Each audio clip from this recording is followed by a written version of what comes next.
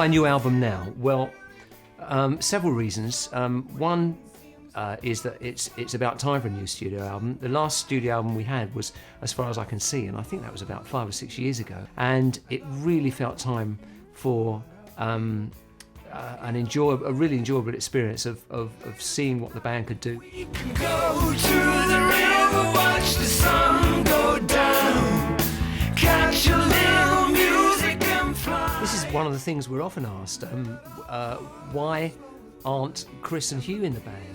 Now, I've got great admiration for Chris and Hugh, but you have to realise that when Colin and I got back together again, it was in the year 2000. It was a complete accident. I was doing a charity show for John Dankworth and Cleo Lane for their new theatre.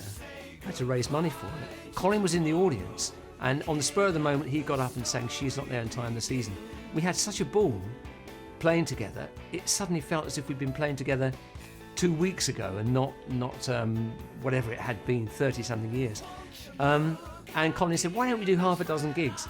And so we did, and those half a dozen gigs have turned into 10 years of touring around the world, completely unplanned.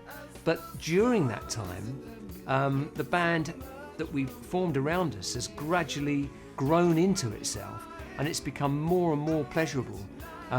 Now, Hugh and Chris, I'm sure Chris doesn't want to be on the road for several months a year, which we are indeed now. Chris really gave up playing live bass many years ago, but it was wonderful to have Chris and Hugh play on the Odyssey and Oracle concerts. It was fantastic, but we saw that very much as a one-off. Show me the way to get back home. Well, the Red House is this studio that you see around me here. This is my own studio that's only used these days absolutely for my own things. Our engineer, Steve Orchard, helped me recently revamp the studio totally, and we decided to do this new studio album totally here and mix it here. We wanted it to be a very natural sounding album, very organic, and what I mean by that is as few overdubs as possible. I mean, we weren't being dogmatic about it. There are some overdubs on the album, but very few really, and we wanted it to be material that we could translate to playing on stage.